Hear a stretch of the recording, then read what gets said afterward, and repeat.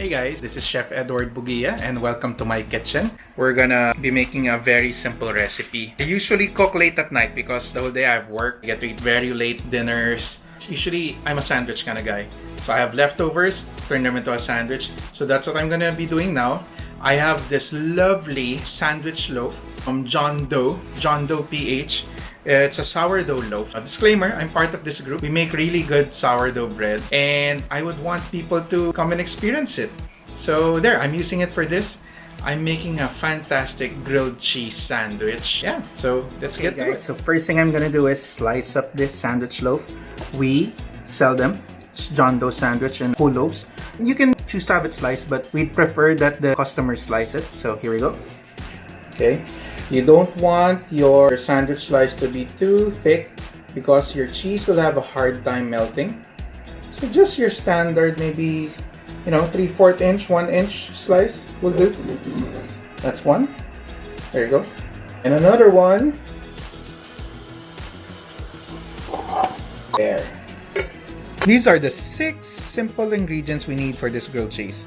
Some softened butter, our sliced bread, some pepper jack cheese. You can use whatever cheese you want, Japanese mayo or Kewpie mayo. There's some leftover roasted chicken, Cebu style, so it has a bit of a lemongrass flavor. This one is homemade sarsa, okay, using the drippings and some chicken liver, and I sweetened it a bit. If you don't have your own sarsa or liver sauce for your lechon, since this is basically a roast chicken, a lechon manok, you can just use your store-bought brands of liver sauce. But I made my own, so I'm gonna use it. Very simple ingredients. It's all about the technique. Okay, so this first step is going to be relatively simple. Put some of your Japanese mayo in a bowl. All you have to do is mix in your homemade liver sauce or your liver sauce. 1:1 ratio is fine. Oh yes, I think you all know what we're about to do with this. Nice. Next, what I'm doing is I'm just going to slice up my chicken. Just make it nice and thin, a little bit thicker than your normal ham. I want this to be layered really easily into my sandwich, right? The next few steps are going to be fairly easy. First, your bread. Put in a layer of your mayo, liver sauce, a nice thin layer, evenly spread all throughout. Always remember to put your cheese on the first layer. Make sure you get all of the spaces. And then your roast chicken. Then the final layer of your mayo, liver sauce dressing. Folks, at this point, if you want to add more cheese into your sandwich, go ahead. I'm just more a balanced guy. I want everything in my sandwich to be balanced. And I really want to taste the bread. Okay. Give it a little press. Okay, so here's the thing that people don't realize when they make grilled cheese sandwiches. First, you start with a nice pat of butter. Use unsalted. Make sure it's all over your pan, like so.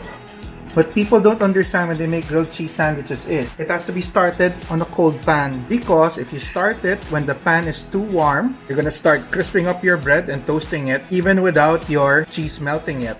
So start cold. So as your bread gets warmer, your cheese melts along with it. Give it a nice press. And you just wait for this to heat up and to melt.